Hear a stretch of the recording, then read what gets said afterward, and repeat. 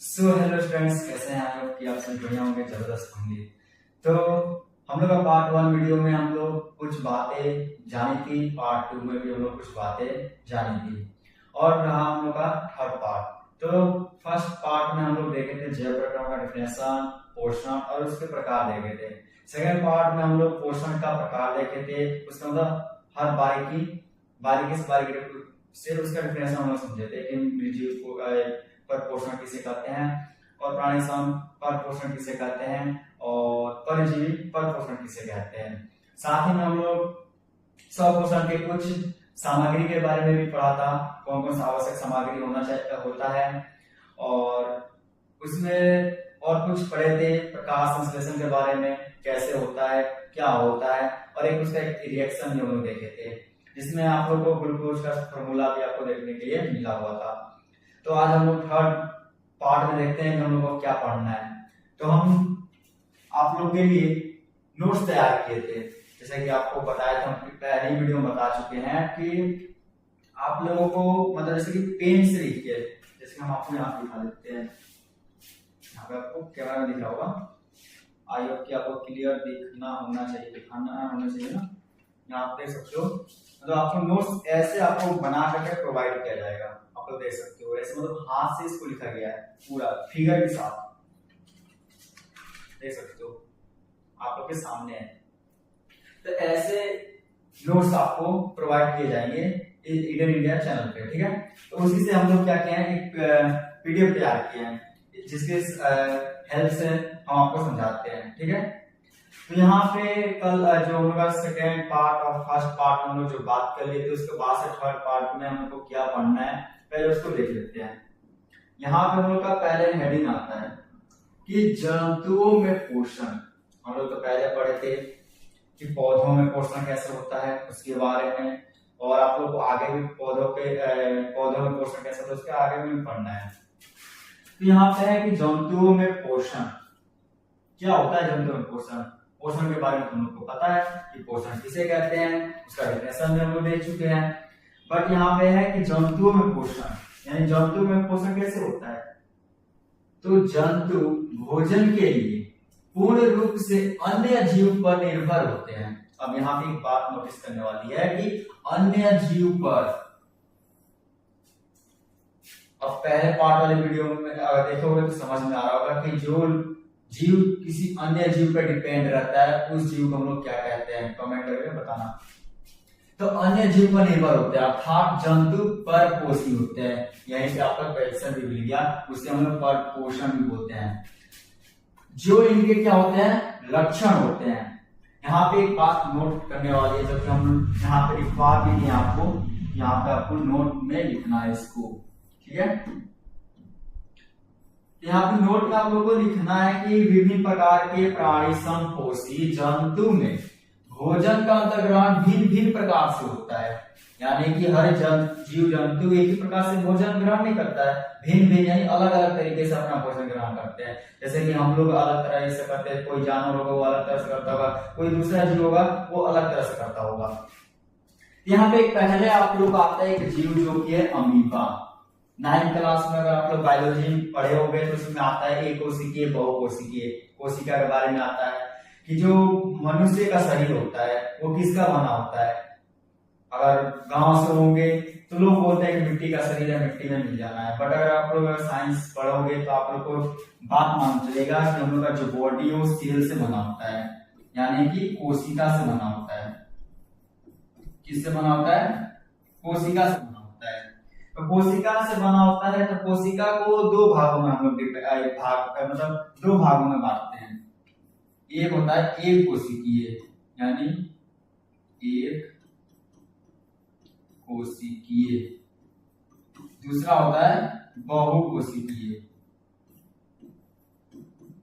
नाम से आपको मालूम चल रहा होगा। तो एक कोशिकीय जीव किसे कहते हैं, कोई पूछ दे, अगर 9th क्लास में अगर अच्छे से पढ़ोगे तो मालूम होना चाहिए, अगर नहीं पढ़े तो कोई बात नहीं, हम बता देते हैं।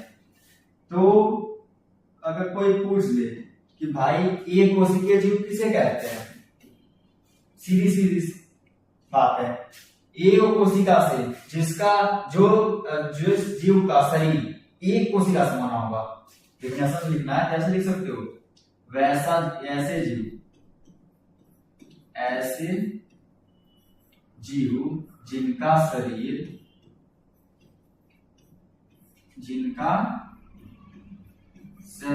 कितने कोशिकाओं से, तो जिनका शरीर एक कोशिका से बना होता है, एक कोशिका से बना होता है, उसे हम लोग क्या कहते हैं, तो उसे हम लोग कहते हैं एक कोशिकीय, क्या कहते हैं, तो एक कोशिकीय जीव कहते हैं, एक कोशिकीय जीव कहते हैं। यानी नाम से उसका मान चल जा रहा है ना। देखो यहाँ पे क्या लिखा है, एक कोशिकीय यानी एक कोशिका से जिस जीव का शरीर बना होगा उसे हम लोग बोलेंगे एक कोशिकीय जीव। अब उसी का ठीक ऑपोजिट हो जाएगा बहुकोशिकीय। तो बहु का मतलब होता है बहुत सारे, यानी एक दो तीन नहीं, बहुत सारे। तो जिस वैसे हो जाएगा ऐसे जीव जिनका शरीर बहुत सारे कोशिकाओं से बना होता है उसे बहुकोशिकीय कहते हैं। इसका भी डिफिनेशन क्लियर हो गया। आई होप कि आपको ये कोशिकीय और बहुकोशिकीय समझ में आया होगा। नहीं आया होगा तो 9th क्लास में भी आप लोग पढ़ सकते हो अच्छे से, या इस तरह भी आपको समझ में आ गया होगा। चलते हैं अपने टॉपिक पे, इसको क्लियर कर लेते हैं, ठीक है।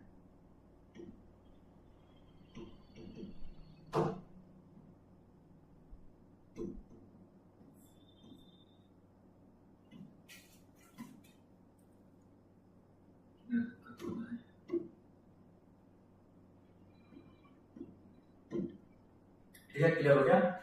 तो हम लोग जान लिए कि अमीबा पोषण के बारे में समझ लिए, और कि भोजन कितने प्रकार से करते हैं जीव जंतु, तो बहुत सारे विभिन्न प्रकार से करते हैं। नोट में बताया कि भिन्न प्रकार के प्राणी समपोषी जंतुओं में भोजन का अंतर्ग्रहण भिन्न भिन्न प्रकार से होता है, यानी कोई भी जीव होगा वो एक प्रकार से करेगा ही नहीं पोषण।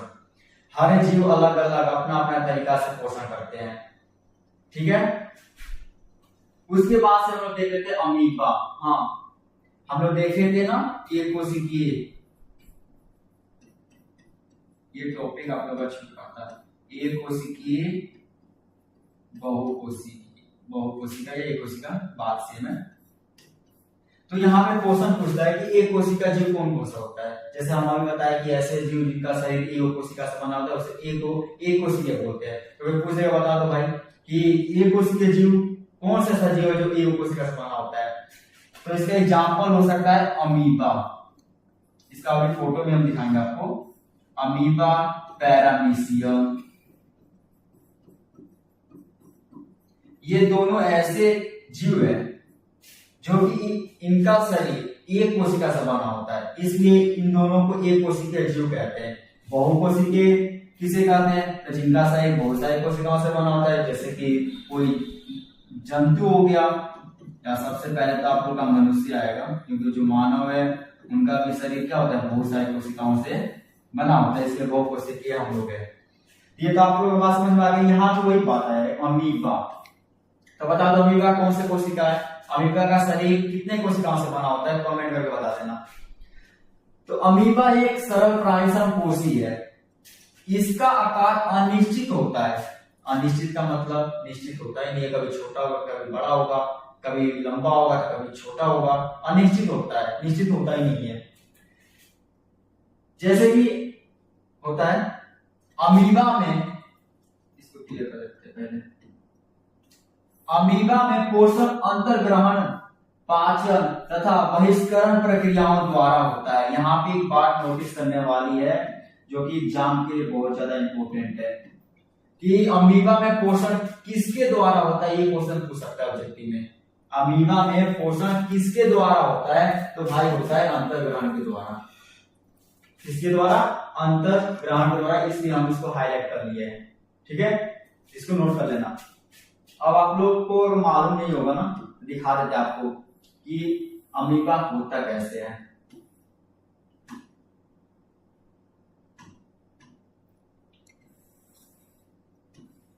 यहाँ पे देखो दिख रहा होगा आप लोगों को। आई नो थोड़ा क्लियर नहीं दिख रहा होगा, बट समझने लायक तो दिख रहा है। यहां पे देख सकते हो, ये है हम लोग का अमीबा। यहाँ पे है भोजन रसधानी, भोजन रसधानी, रसधानी ऐसा है। यहाँ पे आपका उत्पाद है, यहाँ पे आपका भोजन है। यानी कि ये जो फिगर है, ये जो फर्स्ट वाला जो फिगर आप लोगों को दिख रहा है, इसमें अमीबा ने अभी तक भोजन को ग्रहण नहीं किया है। यानी जैसे हम लोग भोजन है ना, जैसे थाली में आप लोगों को परोस दिया गया, अब आप लोग के सामने अभी रखा हुआ है, आप लोग उसको ग्रहण नहीं किया है, तो सेम टू सेम प्रोसेस यहाँ पे है। इसके पास यहाँ पे आप लोगों को भोजन दिख रहा है, एक मिनट उसको पहले,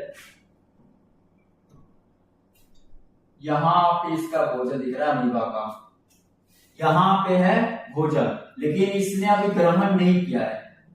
और एक और बात की, अमीबा का आकार अनिश्चित होता है, वीडियो का अभी बताया जस्ट पहले। और यहाँ पे सेकेंड पार्ट में हम देखते हैं, तो यहाँ पे देख सकते हो कि अमीबा ने भोजन को ग्रहण कर लिया है, लेकिन किसके द्वारा किया है ये क्वेश्चन पूछता है। तो अभी हम आप लोग को बताया कि अंतर ग्रहण के द्वारा करता है। किसके द्वारा? अंतर ग्रहण के द्वारा करता है। तो यहाँ पर आप लोग को समझ में आ रहा होगा कि ये जो अमीबा का फिगर है ना फर्स्ट वाला, इसमें भोजन यहाँ पे है, यहाँ पे, और ये भोजन कहीं से भी आप ग्रहण कर सकता है। ये बात याद रखना, ये नहीं कि हम लोग जो हम लोग जैसे मनुष्य हो गए या जीव जंतु, जैसे कोई बकरी हो गया, शेर हो गया, या चीता हो गया, या कोई पक्षी में तोता हो गया, मोर हो गया, वो लोग अपना भोजन कैसे ग्रहण करते हैं? मुंह से करते हैं। ये तो नहीं है कहां से करते होंगे, लेकिन अमीबा एक ऐसा जीव है ना जो कि भोजन कहीं से भी हो सकता है, इसका मतलब ग्रहण कहीं से भी कर सकता है। देखो यहाँ पे इस फिगर में किया है, हो सकता है यहाँ से भी कर ले, यहाँ से कर ले, ये यहाँ से कर ले, कहीं से भी है भोजन को ग्रहण कर सकता है। और इसका आकार अनिश्चित होता है, छोटा भी हो सकता है, बड़ा भी हो सकता है। तो यहाँ पे इसकी जो अमीबा है यहाँ से अपना भोजन ग्रहण, यहाँ पे इसका भोजन है, सेकेंड पार्ट में इसने ग्रहण कर लिया, यहाँ पे अंदर चला गया है। ठीक है, अगर आपको फिगर समझ में आया होगा। यहाँ पे आपका हेडिंग भी डाल दिया गया, अमीबा में भोजन का अंतर्ग्रहण। ठीक है, ये बात याद रखना है। उसके बाद से है कि एक अन्य प्राणी समपोषी जीव पैरामीशियम अमीबा की भांति मृदु जलीय प्रोटोजोआ है।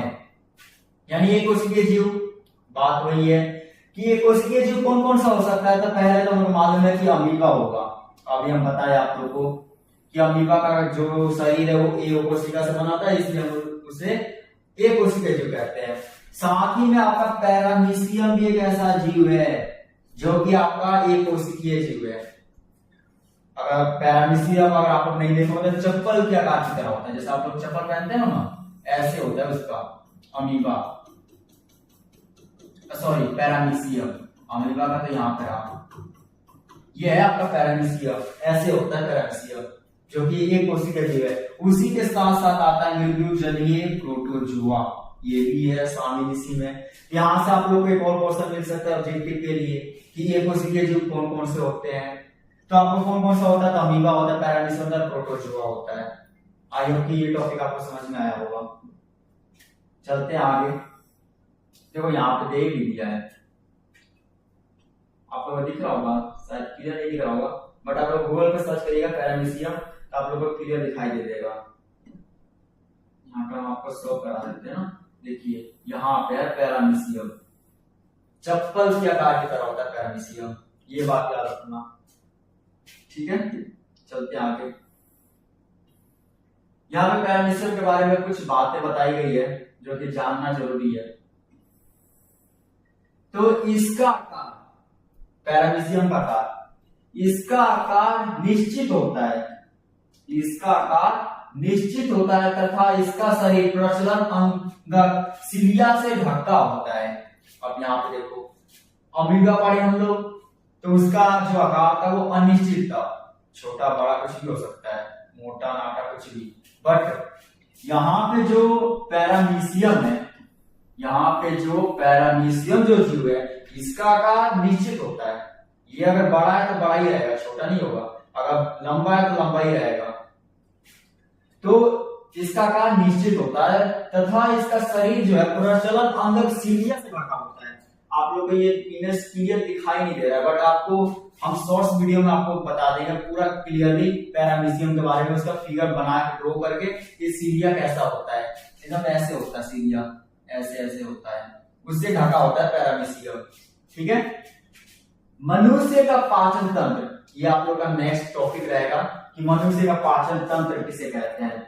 ये बहुत ज्यादा इंपॉर्टेंट है अपने बॉडी के बारे में पढ़ना। क्या है, तो मनुष्य का पाचन तंत्र।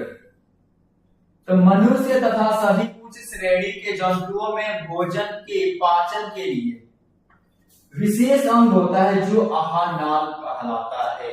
हम लोग खाना खाते हैं, अब ये तो नहीं कि रोटी खा लिया अब चल दिए दौड़ने हमको एनर्जी मिल गया, ऐसा नहीं होता ना। खाना खाते हो जब पचता है तब हम लोग को एनर्जी मिलता है। यानी कि मनुष्य या सभी उच्च श्रेणी के जंतु में भोजन के पाचन के लिए एक विशेष अंग पाया जाता है जिसे हम लोग बोलते हैं आहार नाल। क्या बोलते हैं, आहार नाल। यहाँ से क्वेश्चन भी पूछ सकता है ऑब्जेक्टिव कि मनुष्य पाचन के लिए कौन सा विशेष अंग होता है पाचन के, मनुष्य में, ऐसे पूछेगा मनुष्य में पाचन के लिए विशेष अंग कौन सा होता है। तो आप लोग का कौन सा होता है कमेंट करके जरूर बताना। आहार नाल होता है। ठीक है, उसके बाद से है कुछ नोट करने वाली बातें है। आहार नाल, इसमें संबंध पाचक ग्रंथियां होती है जो पाचन के लिए पाचक रस स्रावित करती है जिससे भोजन का पाचन हो पाता है। और कोई पूछ देगा कि बाबू बताओ खाना खाते हो तो पचता कैसे है, कोई बोलेगा खा लो और टहल लो तब खाना पच जाएगा, वैसे होता नहीं है। अगर पढ़ो साइंस तो मालूम चलेगा कि जब हम लोग खाना खाते हैं तो एक हम लोग बॉडी में एक जो रस होता है वो स्रावित होती है। कौन सी रस, तो पाचक रस स्रावित होती है। कौन सी रस, पाचक रस। ये जब पाचक रस जब स्रावित होती है तो हम लोग का जो बॉडी का जब हम खाना खाते हैं ना वो पचना शुरू हो जाता है। आई होप कि इस टॉपिक आपको समझ में आया होगा। नेक्स्ट टॉपिक पे बढ़ते हैं। है हम लोग का नेक्स्ट टॉपिक कि मनुष्य का आहार नाल।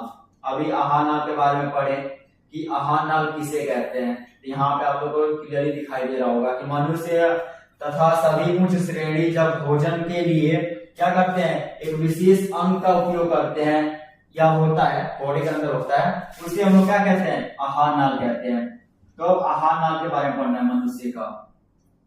यह एक कुंडलित रचना है, यह एक कुंडलित रचना है जिसकी लंबाई करीब 8 से 10 मीटर तक होती है। यह मुख गुहा से शुरू होकर मल द्वार तक फैली होती है। अब यहां से भी क्वेश्चन पूछ सकता है, अब बहुत ज्यादा इंपॉर्टेंट वाला क्वेश्चन पूछेगा, आप लोगों के बुक में भी दिया होगा, ये वाला क्वेश्चन पूछ सकता है कि मनुष्य की आहार नाल की लंबाई कितनी होती है। बुक उठा के देखो, एनसीईआरटी या भारतीय भवन पक्का पूछा होगा कि मनुष्य की आहार नाल की लंबाई कितनी होती है, तो 8 से 10 मीटर। अब यहाँ पे कितने बच्चे कंफ्यूज हो जाएंगे, क्या करेगा एग्जामिनर कि 8 से 10 सेंटीमीटर दे देगा ए नंबर में, बी नंबर में दे देगा 8 से 10 मीटर, सी में वो दे सकता है 10 से 8 मीटर, डी में दे सकता है इनमें से कोई नहीं।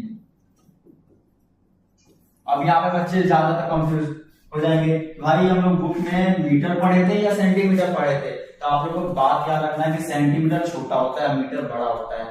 तो सेंटीमीटर की बात करें तो 8 से 10 सेंटीमीटर बहुत ज्यादा छोटा हो जाएगा।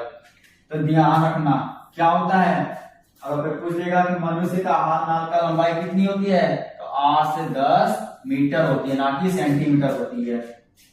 ये कहां से शुरू होता है, तो मुख गुहा से शुरू होता है। मुख गुहा का मतलब मुंह, जैसे हम लोग खाना को ग्रहण करते हैं या बोलते हैं ना, ये मुंह यहां से शुरू होता है और मल द्वार तक फैली होती है। कहां तक फैली होती है, तो मल द्वार तक फैली होती है। क्या चीज फैली होती है, तो आहार नाल फैली होती है। आई होप ये टॉपिक आपको समझ में आया होगा। आज के लिए इतना ही रहने देते हैं और नेक्स्ट वीडियो में देखते हैं कि हम लोग को क्या कौन सा टॉपिक पढ़ना है। अगर वीडियो पसंद आया हो तो प्लीज लाइक कर देना, ईडन इंडिया से जुड़ने के लिए सब्सक्राइब कर देना, कमेंट में जरूर बता देना कि आपको कौन सा टॉपिक समझ में नहीं आया। मिलते हैं नेक्स्ट वीडियो में, तब तक के लिए बाय।